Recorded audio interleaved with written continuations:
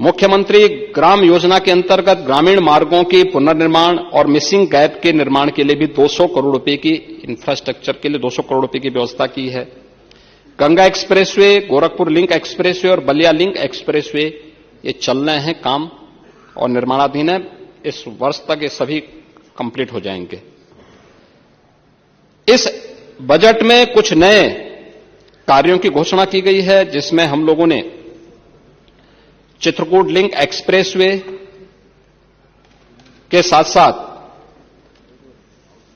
बुंदेलखंड यानी जो मैंने गंगा एक्सप्रेसवे को जोड़ने के लिए बात की थी वह उसका तो उल्लेख किया गया है। इसके अलावा जेवर एयरपोर्ट को जोड़ने के लिए भी एक जो निर्माण कार्य चल रहा है हमारा, वह भी एक अच्छी व्यवस्था दी गई है। और इस बार प्रयागराज के लिए जब हम लोगों ने व्यवस्था दी है तो इसमें विंध्य एक्सप्रेसवे प्रयागराज से मिर्जापुर, भदोई, वाराणसी, चंदौली, गाजीपुर को जोड़ने के लिए, पूर्वांचल एक्सप्रेसवे को गाजीपुर से चंदौली और शक्तिनगर, सोनभद्र शक्तिनगर तक जोड़ने के लिए,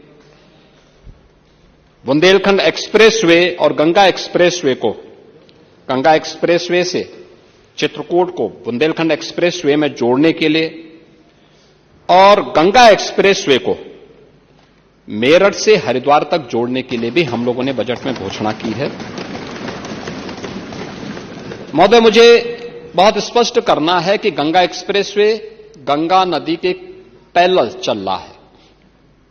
हमारा प्रयास रहेगा कि अलाइनमेंट, विदुरकुटी और सुख तीर्थ भी उसमें जुड़े, क्योंकि हमारे पार्टी से जुड़े हुए सभी जनप्रतिनिधियों की भी और जनता जनार्दन की भी मांग है, उनकी आस्था से जुड़े हुए प्रमुख तीर्थ भी हैं। और संभवतः मैं पहला मुख्यमंत्री हूं जो विदुरकुटी भी गया हूं और सुख तीर्थ भी कई बार जाके वहां प्रणाम कर चुका हूं।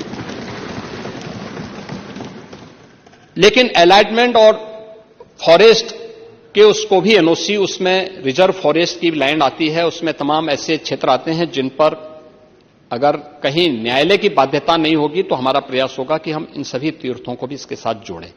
लेकिन उस बाध्यता को भी हमें देखना पड़ेगा जो पर्यावरण की दृष्टि से माननीय उच्चतम न्यायालय ने तय किए गए हैं, उनको देखते हुए सर्वे के बाद ही इन चीजों को हम देख पाएंगे।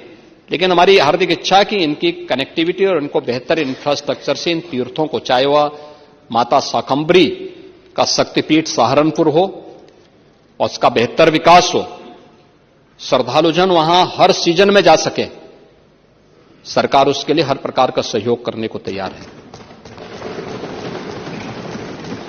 सुख तीर्थ ये भागवत भूमि है, वहां का विकास हो।